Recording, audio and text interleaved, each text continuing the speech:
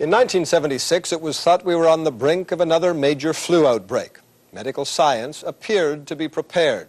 The experts planned to use their best weapon yet, prevention with the flu vaccine. 500 soldiers in Fort Dix, New Jersey came down with the flu in February of 1976. Private David Lewis died, and it was determined that he had suffered from swine flu. At the time, it was feared that approximately 500 other soldiers on the base were ill with the same strain of influenza, and the alarm was sounded. It was a swine flu that had felled an estimated 20 million people in the great pandemic of 1918. In March 76, President Gerald Ford announced the biggest immunization program in history. This virus was the cause of a pandemic in 1918 and 1919 that resulted in over 500,000 deaths in the United States. Ford's intention was to vaccinate every man, woman, and child in the United States. Vaccine was rushed into production and imported in great quantities. The cost was to be about $135 million. The first Americans were inoculated in Indianapolis on October 1st, 1976.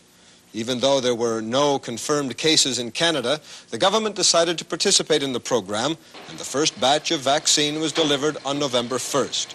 The first public swine flu clinic opened 3 weeks later. From the beginning, the program was criticized for being hastily implemented and unnecessary. But over 50 million people in North America were inoculated at a cost of $100 million before investigators discovered an apparent increase in a rare paralytic disorder called Guillain-Barré syndrome among the recently vaccinated. This and the fact that the epidemic failed to materialize led to a quick end to the vaccination program in December 1976.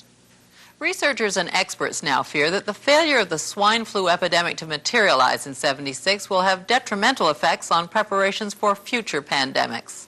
Dr. Arthur Silverstein was an advisor to the U.S. Senate Health Committee in 1976 and has written a book about the swine flu scare. Dr. Silverstein, you called your book about the experiences of '76 pure politics, impure science. Why is that the right image for those experiences? I think it's the right image because whereas one didn't then and still doesn't know all that much about the science of influenza virus, one knows a fair amount about how politics works in Washington. And politics worked very smoothly, although the science did not in the '76 flu outbreak. Looking back, was there any justification for mobilizing the medical, scientific, and political forces that were mobilized in '76? Do you remember the scare? Was it justified at all? Well, I think it was justified. Whether the entire scare was or not is a little difficult to say. In retrospect, it's easy, but at the time it was very difficult.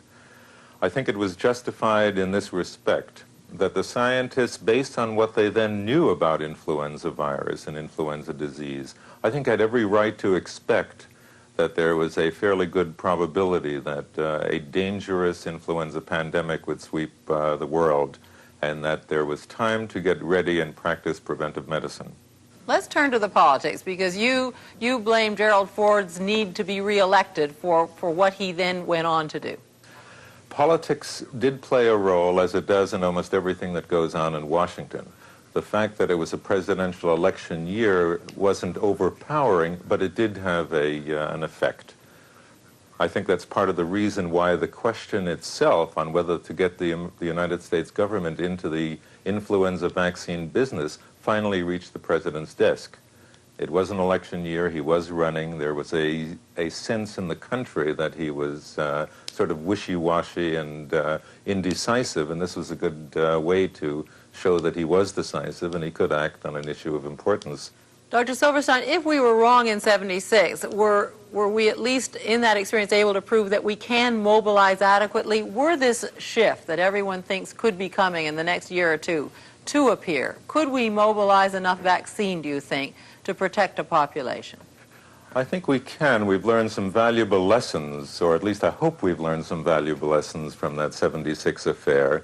One of the lessons is that we can do it, but we have to take a little more care with the progression of events that we exercise. There has to be points at which one stops if flu doesn't come back, if it's not serious, if it doesn't kill people, if it's going to be benign. There have to be clear signals about when to produce and when to start immunizing. Let me ask you about the vaccine itself, because Yes.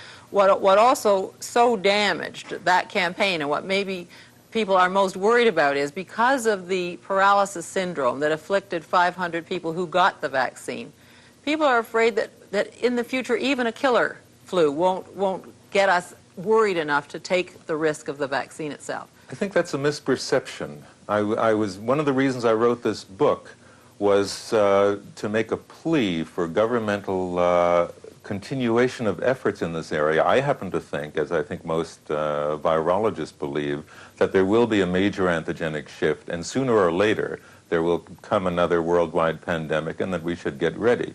The reason I wrote the book is that heads rolled as a result of what they call the fiasco, the swine flu fiasco of '76. That is, that the director of the Center for Disease Control in Atlanta was fired.